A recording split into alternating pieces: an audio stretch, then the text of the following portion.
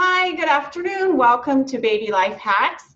We're here today with a great guest. She's a speaker, she's a writer, she's a director of a movie. She's done amazing, amazing things. So Deborah, welcome to the show. We're so happy to have you here today. Thank you. It's a true pleasure to be here with you. Awesome, awesome. So tell us, I'm reading through your bio. There's so much here. You've done so many amazing things. It's Well, wonderful. it is wonderful, and I feel really blessed. So I always say I wear all these different hats in birth, but you never wear the same hat too many hats at one time. So Right. I really started in this field as a childbirth educator, then went on with people asking me to come to their birth, and I became a doula before the word doula was even out there, and Beautiful. ended up a part of DONA International as it truly just began its first meeting and was on their first board. And now I'm a doula trainer, and then went on to write some books and do a lot of speaking, and had a dream one night, literally sound asleep, about making a documentary. And it was really amazing because, like, in my dream, I actually saw me making the film, and truly, like, shook my husband at 2 a.m. and was like, I have to make a film. And he just laughed and was like, go back to sleep, have another dream. Because I'm not even good with the camera, and it wasn't something I knew anything about. But, the dream was so vivid, and we're always 1 degree of separation. Right. I went on and made the documentary, Orgasmic Birth, and co-authored the book, Orgasmic Birth, Your Guide to a Safe, Satisfying Birth with Elizabeth Davis, and chair a global initiative, the International Mother-Baby Childbirth Initiative, to bring more respectful, quality, compassionate care around the world. So it's been wonderful to have all these kind of hats in the Right. world to trade off on, and my passion is bringing more pleasure to birth and life. Right, right. And that's one of my big questions is give us the long version of what is orgasmic birth? It's a term I'm new to, and kind of a little backstory of how it came about. Yeah, I really love that question because it is something that everyone is always wondering, what does it mean? And a lot of people are too shy to ask because they're like, oh, I don't know that I want to touch that, right? But being a doula and an educator and a trainer and a teacher, I was always, at births or hearing birth stories. And a lot of people talk about birth with these joyful moments, these ecstatic, blissful, and always whispered. That's why we call it the best kept secret. These moments of birthgasm, and really having like the orgasm of their life. And being close to Ina May Gaskin and Elizabeth Davis, two midwives I just really honor their work, Right. they had often been talking about the sexuality of birth and this ability to have this orgasmic feeling. So I have to say that it was through their teachings, through my own kind of listening and experience, that I thought, we give so much kind of energy to birth being scary, Right. painful, frightening. Like, that whole language is so negative, and we don't use a language of pleasure, that I thought we need to shake this up. We need to talk about the people that are whispering to me in the corner about a birthgasm. They shouldn't be whispering, right? They should be totally rocking it and telling us, like, wow, I had this amazing experience. So when I was creating the documentary, even I was being a little shy about the term, but I was teaching at my workshops about the sexuality of birth and about pleasure. And to me, the word orgasmic is kind of what the dictionary will say a lot. It's heightened physical and emotional sensation. And so if you think of heightened sensation, that's every birth. Right. Like, every bit of it. And, people say, well, what about pain? But you can hold pain and pleasure together. So it's not to say that it's completely pain-free, although there are some people that pain is not a descriptor in their birth. But orgasmic birth is that really you have moments of pleasure, that you take the power back, that you choose where and with whom and how, that you're part of decision making, that you own this experience, and that within it there are these positive language of joy, love, ecstasy, bliss. And with this broad definition, we certainly honor that there are people that have a birthgasm, and we want to give voice that that is a part of birth. They shouldn't be silenced. They shouldn't be shamed. But a birthgasm should not be a performance standard. I don't want to see like birth plans saying like, I need to have a birthgasm. But I think that everybody can say that their intention, and I believe their birthright, is to have a pleasurable orgasmic birth with heightened emotion and physical sensation that is in a way that feels safe, comfortable, and positive to them. So in that broadest definition, I'd love to have all those that are listening in, like really see, could you, like with that definition, was your birth orgasmic? Right. Well, and I think, I know a lot of women, my second birth I had at home on purpose for that reason. And it was like my first birth was a hospital situation and I felt no control. And so it wasn't quite that blissful experience. And I remember saying to my husband at the time, I'm never doing that again. Like, and his mom had had a home birth, so he was open to the idea. He saw his sister be born. So when I had my second one, it was like an awakening, but it was exactly what you're describing. Yeah. That joyous, heightened sense, like powerful, like a warrior. Right. Totally. And you know, you don't have to have an orgasm to have that powerful experience, right? So we need to separate out that orgasmic could contain it, but it doesn't have to. Right. And for me either, I never had a birthgasm, but I felt my births were powerful, and the joy, the release, the meeting my baby, that's orgasmic. Oh, for sure. For sure. Especially, like with my second one, I could feel him move through my body, which I remember saying like, you've got 10 minutes and this baby's going to be here. And I just remember thinking, how do I know that? And I was right. And it was so like, if you just release and trust and intuition and go with the flow more, I think it's such a beautiful experience, and it can be so empowering. So empowering. And, you know, people don't realize that the fear actually causes, right, more tension, more pain, that fear, tension, pain cycle. Right. And we get so disempowered, right, by a system that literally puts us down and doesn't lift us up to, you know, reach the potential that birth holds. So it's really flipping kind of our current system on its head. Right. And you did that so beautifully, and it's so easy to do that at home. But I always want to honor that this could be done in a hospital, and some hospitals are starting to change their paradigm. And we as consumers of birth services need to be demanding that. We need to be really leading with what we need to have a safe, satisfying, and pleasurable birth. Well, no one invited the men in, right? The men just started demanding, like, no, I'm going to do this. And hospitals had to, or the industry arena really had to, like, okay, I guess dads are coming in now. I mean, it's our right to demand as well. And totally. In all other consumer services, right? Consumers lead. Like if you don't like a store and everybody bans it, you know, that store either changes or it disappears. And so we don't realize what a say we really do have, and we've not used it in maternity care. You know, in general, our voices have been silenced, and we've just turned our babies and our bodies over to a system that I call dysfunctional. You know, I have great doctors, no diss to them. They really go into it with their full heart, great midwives, great nurses, great administrators. But when you have a broken system that's dysfunctional, then everybody has a hard time optimally performing. And so when we can really give voice and change the system, so much is possible. Right. I've seen some tremendous growth in the last, even 5 years, really. Things have really, really changed.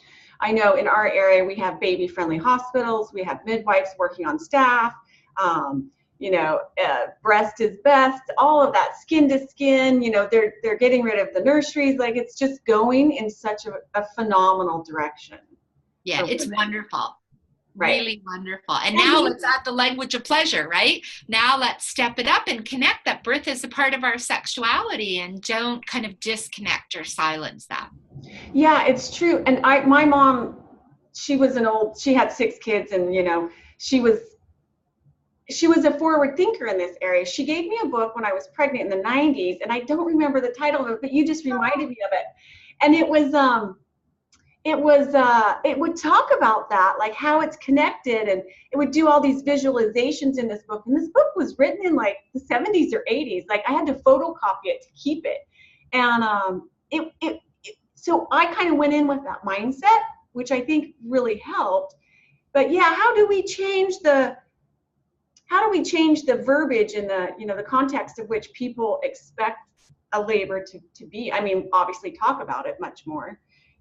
And is that what you're teaching in your birth to pain to power? Yeah. Pain to Power childbirth class is that. It's a childbirth class. I am a Lamaze childbirth educator, so it includes Lamaze and the basics of what we've done for preparing for birth, which I think is phenomenal, but it adds on this piece about sexuality and pleasure, and how can you go deeper into really claiming and finding and holding your power in birth? How can you decision make with your caregivers in respecting them and thus demanding respect back, right, and really be able to do what was traditional in birth, things like singing and dancing and the many ways that we can bring joy and pleasure that have been literally stripped away. We've kind of sanitized birth to the point that we lost all the joy, and that needs to change. So our Pain to Power childbirth class is really a full extensive childbirth class that you can join us online for, or we're about to release a special Pleasure Essentials for those people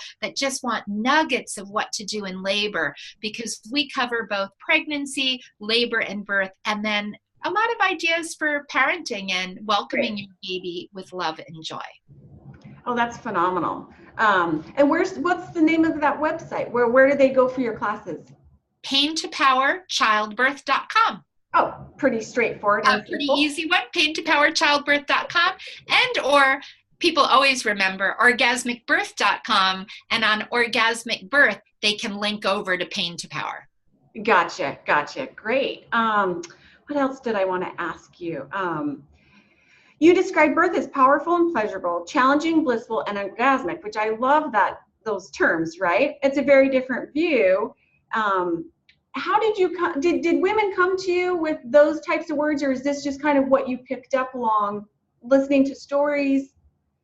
Really a combination. Again, Ina May Gaskin, Elizabeth Davis, and many others that are really kind of my mentors that taught me so much about this. But again, it was listening to women and listening to men, and, loving to be at birth when all of a sudden, like, a father looked over at me and said, like, I've heard those sounds before. Like, that's interesting. So men really say that? Like, men acknowledge it? Yeah. And men are really great because, like, they immediately see the sexuality. They see the expression, they hear the sounds, and, like, they're like, I've never seen her do that outside of an intimate kind of experience. And it's wonderful to bring that out and say, yes, and this is normal, right? As Ina May Gaskin says in our documentary, right? Like, it should sound like she's having great sex. Right. And, some people are quiet, some people are loud. I mean, but partners in particular really can see that. And so it was through everybody's kind of words and eyes and that I started to say, why aren't we talking about this? Right. Like, why aren't we prepping? I had so many partners who were like, teach me, I don't know what to do, and I'm scared, and they're like immobilized. And when you say to them, your job is to love your partner through labor, and all the ways that you turn her on in life, turn her on in labor, because that's going to make labor easier and gentler. And they would look at me and like, is that it? Like, those things I can do. Right. But I thought I had to learn this whole new kind of career. And so I think for partners too, it's been really kind of refreshing and just lets them breathe and do what they can do. And then I always say, add a doula. Yes. There are so many other little tricks, but rather than try to learn them all yourself, Right. bring someone along that can guide you in the process and can help you move and remind you to laugh and turn the music up and remind you to dance, because we all in labor are going to have moments where we get nervous, and that literally makes us stop or freeze. Right. And that's the opposite of what you want to do, is to be moving, right? So Right. that doula is going to really help and support you and your partner. So I think that this combination of reopening the sexuality, changing the language, and everybody should create their own words. We all have our own language that honors and helps us feel safe and connected to our sacred sexuality, to culture, to spirituality, to religion. And really what I'm seeing is birth is whole. We birth the way we live, and we need to really look at body, mind, spirit, and how can we birth that forward and birth our babes into that beautiful, luscious, juicy, deep, sensuous, sacred space. Right, right. Which is such a refreshing, and like, I mean, it's so intuitive. Like it just feels like that's exactly my experience. How come I wasn't taught that? But back then it was a different story. But I like what you say about the partners, and that to love the woman through the birth. Like that's such a beautiful image and saying, and it's so simple for a partner to go, I get that. I can do that. Like the pressure must just be like, totally. You can see their shoulders just like, that's what I have to do, because they're ready for like 20 things they've never heard before. And then they're like, oh, yeah, and that can be your words, that can be your eyes, that can be your touch, that can be your kiss. Like there's so many ways we offer love, right? right. And I love to say to people, that book, your love language. We all have different ways of giving or receiving love. That's the best preparation for birth, is to understand your love languages, and for the partner and the support to understand, obviously, what's the woman's love language? How does she receive it? And what can we do to really love her through labor? Right. And I think so many women sadly look back and think, oh, maybe my partner, I certainly do, wasn't a great experience, didn't really do what I needed them to do. And I'm assuming in your classes that you really prep the partners for I don't know if they know like how important their role can be, and really setting the stage for women to have that orgasmic setup. Yeah, no, totally. Because partners are important. So is everyone present. Fear is contagious. It Right. only takes one person in the room to run the stress hormones, adrenaline and cortisol, and they will slow or stop labor. And traditional midwives have always known this. Traditional midwives, and I've been blessed to work with many around the world, if a labor is slowing down, the first thing they do is check in, feeling safe. Is there an emotion or something holding her back? And we always do that as doulas too, to honor that anything that kind of closing, and that can be emotions, is closing the body. But the next thing the traditional midwives do, if the woman is like, yeah, I'm present, I'm in the moment, I want to have this baby, is they look around the room and they're like, are you holding it back? And they kind of catch everyone, and they're like, who's got the emotion that's closed? And they even go so far as like, if your hair is up, then that's closed and you've got to take it down. And if your shoes are tied, you have to open it, because every symbol of closure, they believe, is closing the process. So for me, and I convey this in my class, like everyone needs to look at themselves. What are our own fears of birth, not just for the person giving birth, but those supporting it? And how can we de-stress when our triggers get pushed? Because they may. And how can we be sure that we bring oxytocin, the hormone of love, loving through labor, and really identify how to do that? It's a wonderful process to work with each of them. And I think it's an opportunity to strengthen your relationship, which you're going to need with a newborn in the house. Yes, you are. Yeah, and for 20 years to come. Oh, yeah. I said, 18 years at least. Yeah, it's interesting that you're talking about the opening and the closing. And when I worked in labor and delivery, we had this mom, and I think it was her fifth baby, not first, but fifth.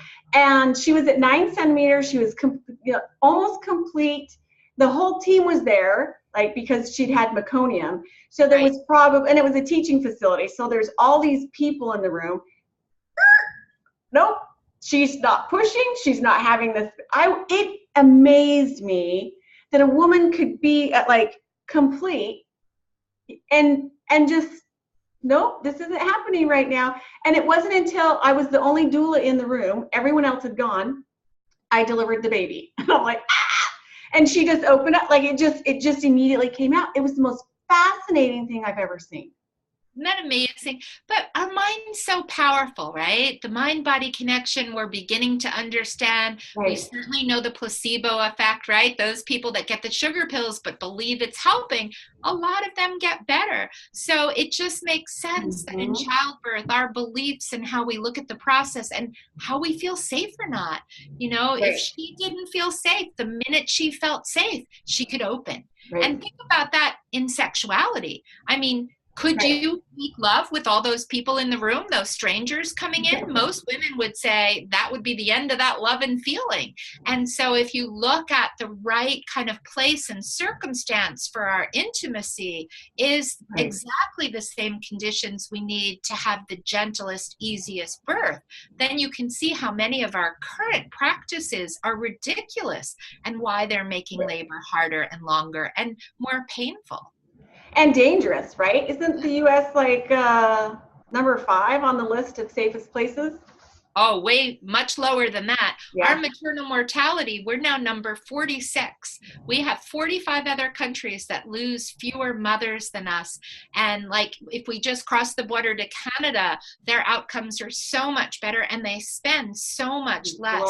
So we say we overspend and underdeliver. We're one of the worst countries of our economic status to be giving birth in. That's shocking. That's absolutely, well, it's kind of appalling, really, if you think about it. Tragic. I mean, 2 to 3 women are losing their life a day from preventable causes. And then you look at the number of people that we say survive but are near misses and really sustain both emotional and physical damage from a system that's over medicalized birth. And it's hard because the same technology can save a life. And we're so grateful to have it for some mothers and babies. But when you overuse it on people that are healthy and have no risk, then you only give them the burden of the risk, you know so well this, but the average person doesn't realize that by just blindly turning your body over to medicine, you may be incurring risks that you don't need if you're healthy. Right, and I don't think there's any other aspect of medical care that we're like that, where we're just like, sure, I'll just do what I'm told. I mean, I don't know that that's the majority of women feel that way, but you go in and you put on a gown and you're put in a wheelchair and you've got all these tubes and things, and so it's like putting a suit on a cat or a dog. They just lay there. Right. No, that's a great analogy. And no other field of medicine starts with the highest level. In other words, if I go for my well care, I start with a nurse practitioner or family practice. And if I need additional services, I'm referred out to the endocrinologist or cardiologist.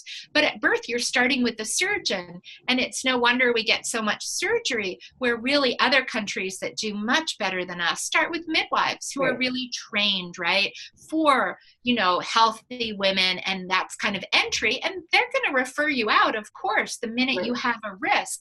But most obstetricians, in fairness to them, never see a natural birth as a part of their training. So if you're the one going to an OB and you want a natural birth, I always say, go buy a lottery ticket too. Like for me, I'm Italian. It's like showing up at a Thai restaurant looking for lasagna. Now, I do like Thai food too, but there's nothing on the menu that looks like lasagna. So you really have to know what the menu is where you're going and how that fits or differs from your preferences and tastes. Absolutely. Absolutely. Do your research, know where you're headed, who you're working with. Yeah, I think those are great words of wisdom. Well, our time has flown by. Oh my goodness, as right? always. So any parting nuggets or words of wisdom? I would say trust your intuition. And my tip for everybody is you birth the way you live. So make sure every day you do 3 pleasurable things. And that can be anything. They can be as short as 1 to 3 minutes. And I even include in one of mine a piece of dark chocolate. So be creative, but really find pleasure every day. And then make your list of 10 things to find pleasure in birth. Right, very good. Debra, the link is just below. People can click on that and get your free gift Awesome. and enjoy all your wisdom and hopefully visit your website. Yes, and watch our film. I know the film, right? I saw the trailer for it. It looks amazing. It's streaming right on our website. So everybody, orgasmicbirth.com, it will really open you up to see birth in a new way. And just the film, I think, will give a good discussion point with your partner, with your friends. Oh, absolutely. Absolutely. Oh my God, I'm so excited. Thank you for being here. It's been a pleasure. Thank you. A true pleasure for me too. Thank you so much. Okay, bye-bye. Bye.